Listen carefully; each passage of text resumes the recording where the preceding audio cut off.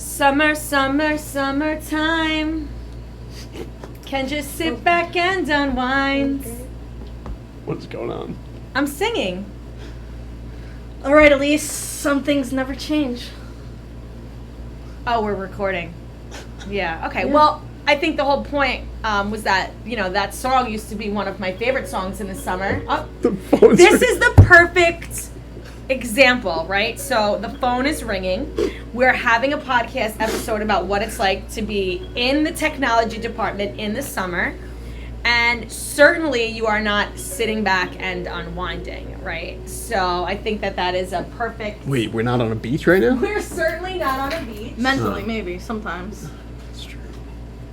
It's very true. And it's always happening. There's always something going on. And I think part of the beauty of me having worked in so many different areas in the district as a teacher, as the mentor, and now, as an administrator in technology, is that I really see all the different ways in which a district operates and the way it works. I will not pretend, though, that I was expecting the summer to be as crazy as it kind of gets over here in technology, because part of what we do is break down and get ready for the following school year. And although that sounds kind of maybe simplistic in nature, it certainly is not, as there are so many layers.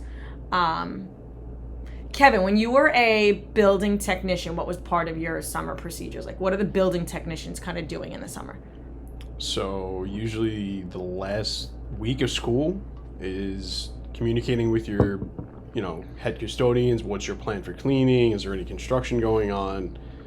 It's kind of game planning of like wrapping up computers, making sure we unplug cables because furniture gets moved around. Obviously, teachers have accessories like the Elmos in certain buildings, and there's obviously smartboard pens. So it was like things like that were... the smartboard pens. Yeah, smartboard pens. Obviously, we had, and it's not in every classroom, we had them in the past during the pandemic. Obviously, we had webcams in a lot of rooms. So it's more of like being proactive and making sure those things get collected and put in a safe spot. So when school goes back in session in the beginning of the school year, everything's there and accounted for what was there. But yeah, usually it was like game planning, labeling like a spreadsheet of rooms. Usually the custodians have a pretty good plan of where they're starting as far as cleaning. So we've always tried to,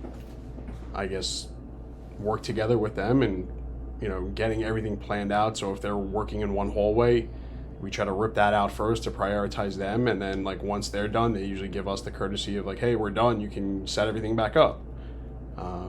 That's just like the quick version of it. But there's a lot in between that goes on too, because, construction happens also. And then there's times where, things get delayed or we can't get in rooms until maybe the last week of summer. Mm-hmm. So I think that, also part of that piece is that we are not just technology with regard to, all things technology. We're a customer service department as well, Right. So, and that's a huge piece of what we do, which I found out really quickly, that, you want to make sure that if teacher A has all of this technology in their room and this is what they use, you want to make sure that teacher A has everything returned and is working. Right. And it's not as simple as, they left in June and now we just leave it there and make sure it's all updated and have it back. With things like construction or room switches or things like that, it's a lot of moving parts and a lot of communication and collaboration with like the custodial department and all of these other places to make sure that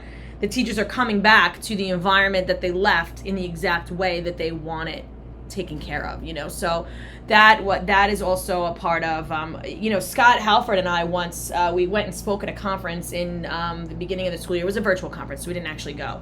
But we spoke, and then we actually heard the other another technology department speak. And they actually talked about how they were like Disney, right? So like they equated what they do to Disney World as like a real customer service, and you want everybody to feel like it is the happiest place on earth. And they talked about all the technologists as different types of dwarfs that are in Snow White. And it was actually very cute for me, but it was very true. You know what I mean? It really was very true. And I think even in Victoria's realm, where she is a teacher on special assignment, but a lot of her role is to prepare to support the teachers in what they do. Am I right? You're right. And I think if we're talking about summer, that's where a lot of the catch-up comes into play. Mm-hmm. That's when a lot of the platforms make their changes, make updates, and if I'm not keeping on top of it during the summertime, come September, I'm going to have to learn, whatever the platforms we have subscriptions for, I'm going to have to learn right away. And that wouldn't be fair to all the teachers to have to do that individually. So I try to do that over the summer, take the time to talk with our support staff from each of the companies that also help us keep it track with all of the updates, so that it's not just us going through the interface and picking up where we left off in June. Yeah, I think that it's not just so. There's kind of like so many layers, almost like onion-esque, and like once you peel another one, there's just another, and they keep coming. So it's not just the building technicians that are preparing the buildings. It's the Victorias who are preparing for like all of the changes and getting that information out to the teachers. It's summer trainings that we're organizing. So right now, Victoria and I have like so much going on. We have Nikki Frank, who's running our Google boot camps for the summer. So we have people that are and individuals that are at, in person getting Google certified. We have Victoria, who is managing all of the asynchronous classes, which we now have TechBird badges for each class. You're all going to be getting some fantastic stickers made by the one and only Nikki Clinch on our department, Cricket. So we have that piece going on. Then, I also support all of the administrative team. So just yesterday, I spent all morning training with the administrators on using all different platforms that they use for their purposes. We're doing a whole new smartboard project to replace all the smartboards. We just onboarded with a digital form company. We do a lot of work with looking at getting our new platforms and getting them set up for the start of the school year. And a partridge in a pear tree, basically, right? Am I right? Like there is also my clerical Kathy. Hi, Kathy, if you're listening. She works on, all of the seniors that were supposed to turn in their Chromebooks that did not, or getting the chargers back. So she spends the summer trying to recoup those Chromebooks because we need them to give to the 5th graders. I just have to pause you for a second. You're going to pause me? I'm going to pause you. It reminds me of, like, The Nanny. That's like, exactly Mr. what... Mr. Sheffield. That's exactly... Without that part. Yeah. But, yeah. No, Greg Murtha, the old high school principal, used to say that I sound like Fran Drescher from The Nanny. There you go. Okay. Very nasally, he used to call me. It's only when you do, like, shout-outs, I think, to people. All right. Just a little tidbit. A little tidbit. I used to love that show. Maybe someone's going to be laughing at this. I don't know. I bet Deb was laughing. Deb so. loves when I shout her out. Deborah! There it is. Whoop, there it is. Yeah. The other part of the summer, too, is that, it's hot. I mean, I'm not telling anybody any new news here, right? So we are doing all this in many, many rooms that have no air conditioning. It's a good thing you're wearing your dress today. It is a good thing I'm wearing a dress today. Yes, you're correct. I'll let everybody know about that. But I also have to help support all of the new teachers in receiving their technology and that they know how to use their technology. So that comes up at the end of the summer as well. There really is a lot of moving parts and moving kind of wheels. Superintendent's Conference Day, I mean, hello, how could I forget that? Oh, yeah. Yeah. I mean, last summer, Superintendent's Conference Day was... no big deal. I mean, talk about a pandemic truth. Talk about a pandemic truth, right? Like, things that came out of the pandemic that we had to handle. We did not have all of the appropriate equipment to live stream out to every building, but we figured it out in the 11th hour. Yeah. And there were technicians and computer support TAs on site in every building. You know, it's that was a big undertaking. You know, that was a big undertaking, and I was really very proud of us for the way that we handled that. Was it perfect? You No. can always improve on things. Yeah, But no, for what it was, I absolutely. thought it was good. Yeah, it certainly wasn't perfect. I mean, given the time that we were provided with, and I think all hands on deck, Yeah. it was the best that we could at the Agreed. time. I was really proud of us walking away from that day because, I mean, first of all, I had to speak in front of a lot of people, both in person and virtually, and I didn't. It was like our own little Apple press conference. Yeah, I didn't like it. We did. Yeah, you're right. It did feel like it was our own little press conference. It was kind of cool. Just missing the black turtlenecks. Yeah, yeah. So there was that piece of it to just kind of get over, but we were so busy planning it that I don't think it really hit me that I had to like speak in front of all those people until we were like in the 11th hour and we were practicing the day before, and I was like, okay, so we're doing this tomorrow. But there were a lot of changes, so that's the other piece of summer, some technology in the summer is the changes, right? So first, everybody was going to be able to be together, and then the COVID restrictions came out, and everybody couldn't be together, so we had to scramble to figure out how are we live streaming this out to all of these people in a short period of time, and that is, in a nutshell, kind of like what happens in the summer, because construction may go longer than it's supposed to. Construction may go shorter than it's supposed to. We may be expecting smart board walkthroughs to happen in the end of June, and they don't happen until the beginning of August. We may expect all of the max. Oh, let's not forget that.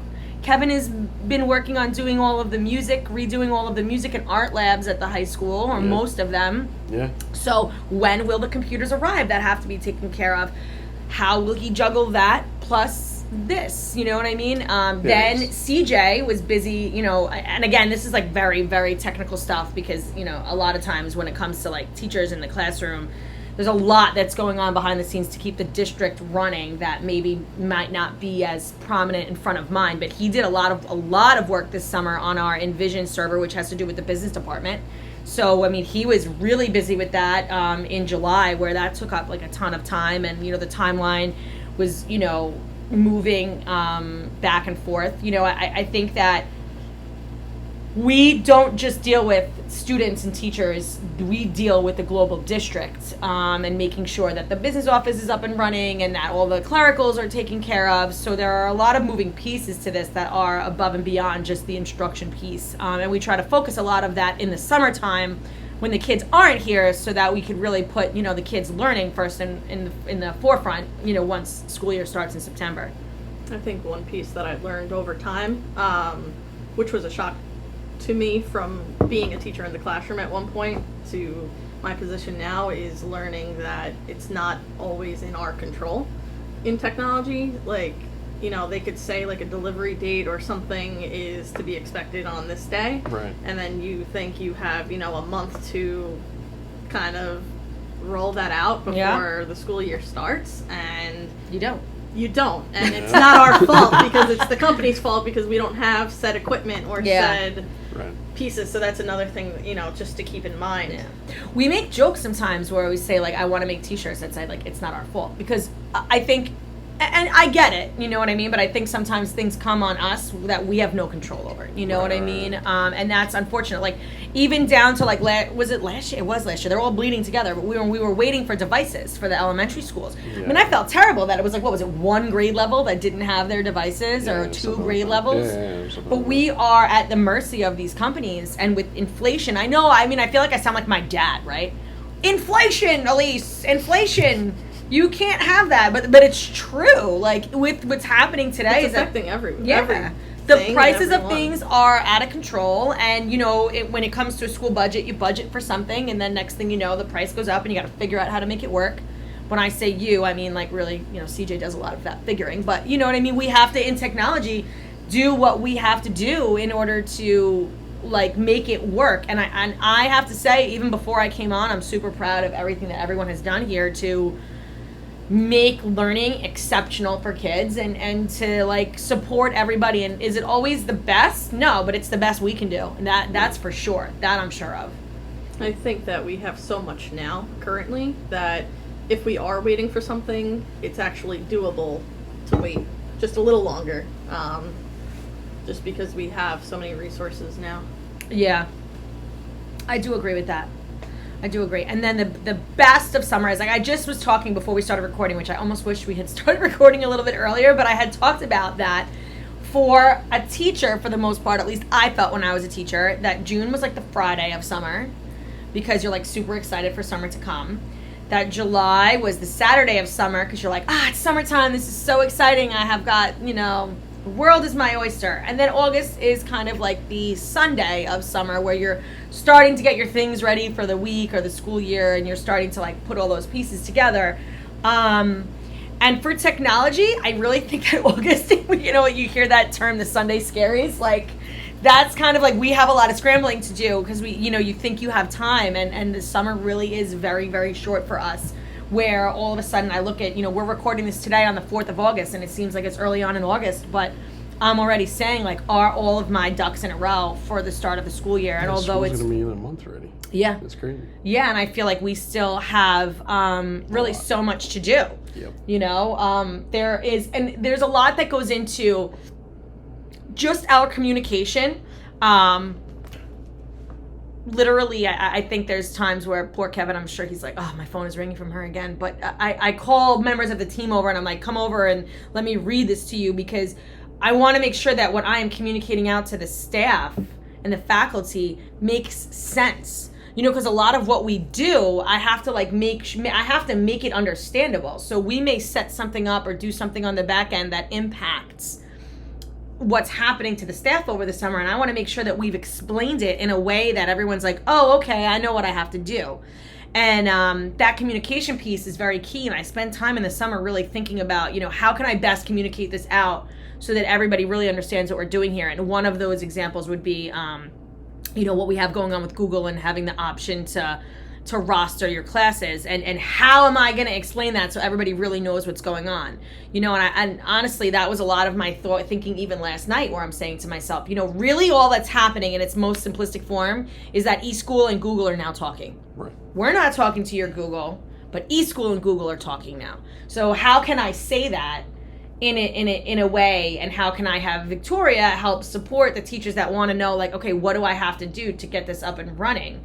Or should I? Because sometimes it's making the choice. Do I want to accept this class and have it talking with eSchool, or do I not want to and I just want to set it up myself? So how are Victoria and I going to work together to help make the best decision? Yeah, help you guys make the best decision. And how are Kevin and I going to work on communicating what happened in Google to make that happen so that you guys understand? So there's a lot. It's not just flip a switch and go. There's a lot of thought behind it, and there's a lot of like, well, what if this? That we run a lot of scenarios, I would say, over the summer in our department, like of what if we do this and what if we do that and what happens if when.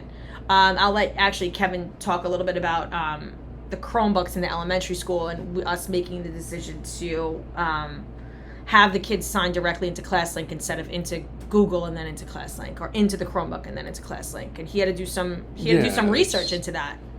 Yeah, well, it was a lot of testing too to see if it's going to be feasible, if it's going to be productive, if it's going to, I think it's going to be, I think we discussed this, it was more beneficial for K through 5, because I know passwords are a common hurdle for them, memorizing some of the things. So basically K through 5 will now have the ability on a Chromebook, and then I think we have to talk about iPads. We're going to be doing that. I think we're going to do that too. Basically the ability to scan their little Clever badges, right? Clever? Yep. Yeah. No. Jesus, wow. I'm saying Clever because... How could you? Clever. Back in time a few years ago. No, I said Clever How could because... you do that? Oh my God, no, ClassLink. I said Clever because Clever is actually going to be integrating with the Google Classroom. That's why. So we still use Clever. Yeah, this is confusing. Wow. Anyway. And a partridge in a pear tree. Yeah, this is what goes on in the summertime. It's true. Yeah, so they'll be able to scan their little ClassLink badges and sign in that way, or they'll have the option to just sign in with their actual credentials on ClassLink on the device, instead of having to sign into Google and then sign into ClassLink to get the resources that they need. Yeah. So we're trying to just make it a little more easier for users. So there'll still be an option to sign in with Google too. So, yeah. But there was a lot of testing behind the scenes, and back and forth emails, and Kevin would come back to me and say, all right, well, it takes a little longer. So what do you want to do? And then I have to make that decision. But to me, I made the decision to go forward with it because, okay, it might take a little longer for it to load and for the kid to get in, but it's going to take less time than the kid having to log in twice. Right. So it made sense to me. But that's a lot of what we do in the summer. We take the feedback. We take what we stop to do, what we hear in the year that we can't really, a lot of the summer, like I said, is experimental because we can't experiment when the teachers and the kids are here because it's going to change what they're doing. Right. So we take the note of what they are communicating to us. We spend the summer doing those experimental scenarios, and then we make the decisions to move forward into the new school year. That's why you're the best. I certainly try, Victoria. I don't know about that, but I certainly do try. Certain days. You see this abuse I get from these people? Abuse, yeah, you don't even know. So I think as we are coming, like I said, into the Sunday of summer here in technology, it certainly is going to be one of those scrambles, but not in a bad way, not because we haven't, we put it all off and we have to get to it. More of just like, we've been having barbecues every day, duh. You're not supposed to tell everybody about that. Barbecues, sitting on the beach, playing cornhole. I don't really like cornhole. I'm not that good at it. Well, that's why you don't like it. Get better. I like spike ball. I'm good at spike ball. That's more involved. I love it. I know, but I'm good at it. I don't know what else to say. Spike I can't tell you why I'm good at one and not the other. Cornhole's more. What about you, Vic? relaxed. What's your favorite summer game? No. You don't just know? go with the flow. I know. Whatever anyone wants to play, I play. See? Or I watch. See? I don't really go to the beach, so I'm not playing them on the beach. I can't really call them beach games. For me, they're yard. That would be a whole They're nother yard segment, games. taking Alise to the beach. That's a whole nother segment. They don't. No. I'm not. I didn't say anything. I just said. I don't like the sand. I feel like, I don't know why. You and don't. If anybody You just don't take Alise to the beach. I was going to That's say, all but like I'm I'm seeing, and this is like why this came to my head. I'm like seeing like if anybody listening or either one of you have ever watched the Jersey Shore. Yeah, of course. I'm picturing Snooki going to the beach, like sunglasses. Oh my goodness. No, there's just a certain face that happens, and you're like, I'm never asking her to go to the beach again. I don't like sand. I don't appreciate the texture of sand. I like the beach at night. We always go at night, like in the evenings. Well, yeah, it's not as hot. Less people. Less people. That's why you got to go really early. So, in closing for this summer podcast, I hope that you Elise learned hates a the little bit. beach. I hate the beach, and technology is busy in the summer. If we took those two things away, I feel like we've done our job here. But in this week's discussion, I would love for everyone to talk a little bit about what their kind of processes are in the summertime to either decompress, refresh, hence the name of the podcast, and then get themselves ready, whether it be work-wise, mentally, whatever, to get prepared for the next school year. I mean, I am only in my second technology summer, and I'm hoping by the time I get to my fourth or fifth, I will have had my own process to, kind of get through and feel like a little more namaste, although I don't know that will ever happen in technology summer. I don't know that namaste will ever be in my vocabulary again. Good luck. But that is definitely something that I want us to focus on in our discussions this week, is just about, what are some things that you do in the summer to kind of get yourself ready for the next school year, whether it's being technology based or just in innovative ways to approach the new school year, whatever it is that you may have.